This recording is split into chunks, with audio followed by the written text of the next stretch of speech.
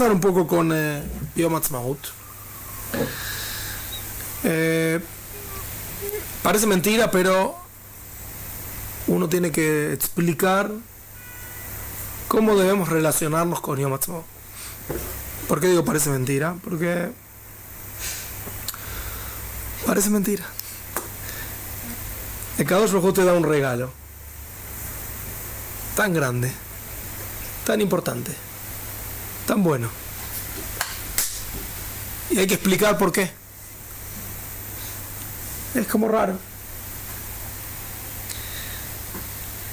El Maral de Praga explica algo muy interesante respecto a Hanukkah. Explica muchas cosas interesantes, pero algo especial respecto a Hanukkah. ¿Qué festejamos en Hanukkah? Que nos salvamos de los griegos, pero una salvación que nos quería sacar la Torah, o sea, espiritual. Ok, entonces, en Hanukkah tenemos dos grandes milagros. Uno es que los pocos vencieron a los muchos, los débiles vencieron a los fuertes. Ganamos una guerra, salvación física del pueblo judío. Yofi. Segundo milagro, aceite que tenía que encenderse un día, se encendió 8. ¡Wow! ¿Qué milagro es más grande? ¿El de la guerra o el del aceite? El aceite dijimos que era para recordar el de la guerra también. Muy bien, ahora voy a eso. Si te acuerdas de eso, tu situación es buena. ¿Cuál es más importante entonces? De la guerra. El de la guerra, ¿por qué? Por dos motivos. El primero es que, muy bien, salvación física del pueblo judío. Dos, el milagro del aceite es un milagro innecesario. Hey, ¿qué pasó, Rab? ¿Qué dijo? Yo no lo dije, el Maral de Praga lo dice. ¿Qué significa un milagro innecesario? No hacía falta. ¿Por qué no hacía falta? Por varios motivos. Motivo número uno. Si todo el aceite está impuro y no se puede encender la menorá, no se enciende. ¿Qué pasa? Te perdiste encender la menorá. Bueno, ¿qué vas a hacer? Tenemos una regla general que dice que cuando hay un ones, cuando hay una situación de fuerza mayor, Rahmana Patre, la Torah te acentúa de ella. O sea, una persona lo aleino no tiene una mano, o tiene un yeso ahora, no se puede poner tefilín. ¿Está pasando por una prohibición? No. ¿Por qué? Porque no puede cumplir la mitzvah. ¿Qué vamos a hacer? Primer motivo. Segundo motivo, Tuma utra betzibur. ¿Qué significa Tuma utra betzibur? Cuando todo el pueblo judío está impuro, o los utensilios están todos impuros, se pueden utilizar como que está todo puro. Tuma utra betzibur. Si todo el aceite está impuro, entonces ¿qué se hace? Se enciende. Se enciende la menorá. Esa es la halajá. Entonces, ¿hacía falta encontrar aceite puro? No hacía falta. Entonces responde el Maral de Praga, como Miguel dijo antes, que todo el milagro del aceite es un milagro innecesario que viene a demostrarnos que el milagro de la guerra fue un milagro. El milagro de la guerra fue un milagro. Vos la guerra la podías haber entendido como algo natural. Hay veces que los pocos ganan a los muchos. Hay veces que los débiles ganan a los fuertes. A veces pasa. Entonces podrías decir que haber ganado la guerra fue una casualidad.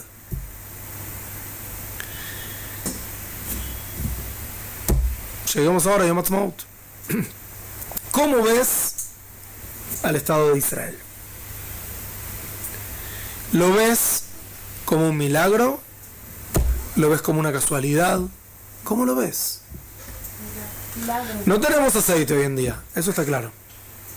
No hay milagro de aceite, eso está claro. Hay milagro que ganamos las guerras. Pero estamos acá hoy en día vivos. El pueblo de Israel, después de 2000 años, volvió a la tierra de Israel. Volvimos de las cenizas. De las cenizas, cenizas. No es como es literal. No es una metáfora, gracias, es literal. De las cenizas de Auschwitz, llegamos acá. Y empezamos a reconstruirnos como pueblo. Y a construir un Estado judío. ¿Después de cuántos años? Más de 2000 años. ¿Cuál fue el último Estado judío? El de Hanukkah. El de Hanukkah. Hanukkah es Yom Ha'atzmaut, hace 2000 y pico de años atrás. Volvimos acá. Entonces, el mundo laico no ve todo esto como un milagro. ¿Qué milagro? A veces pasa que los débiles ganan a los fuertes. A veces pasa. Parte del mundo religioso dice, esto no es un milagro. A veces pasa que los débiles ganan a los fuertes. Nosotros decimos, esto es un milagro. Que Akadosh Baruj Hu nos trajo a casa de vuelta.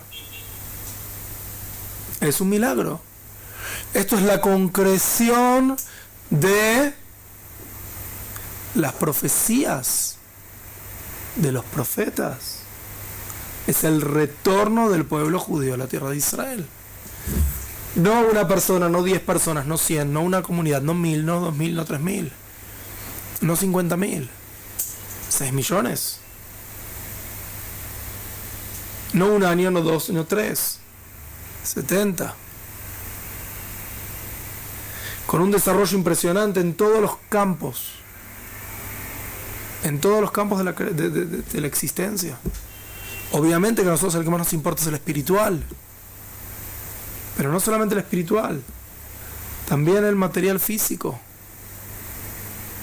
Volvimos a casa. ¿No lo ves?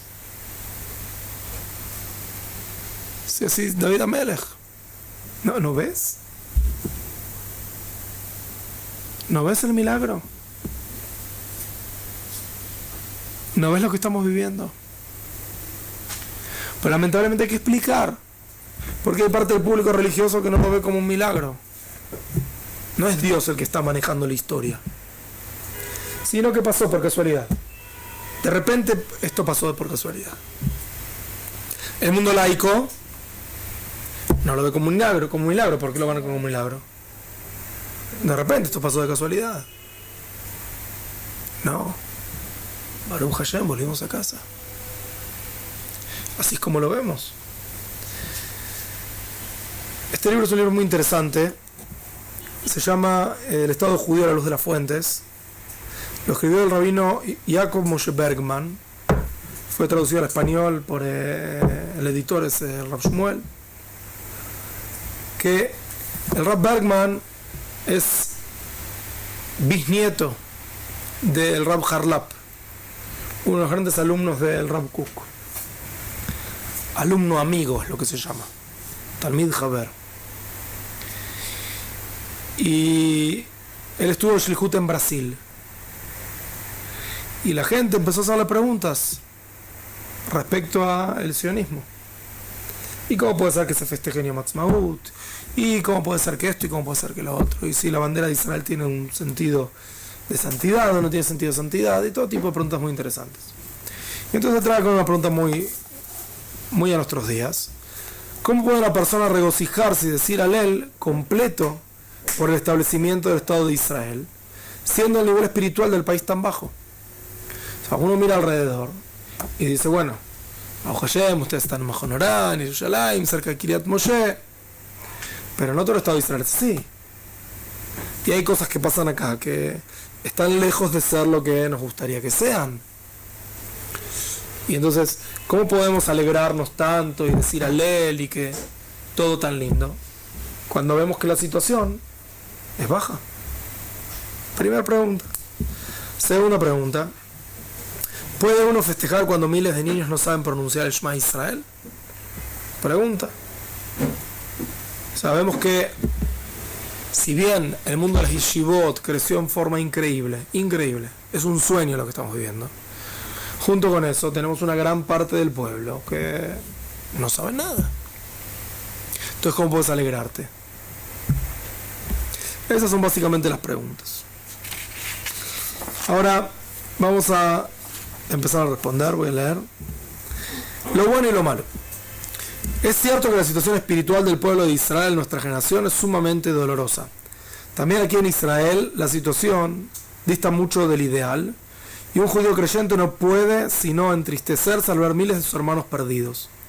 No se puede sino llorar al ver el Shabbat que no es cuidado, las tiendas que venden comida no kasher, también hay cosas así acá,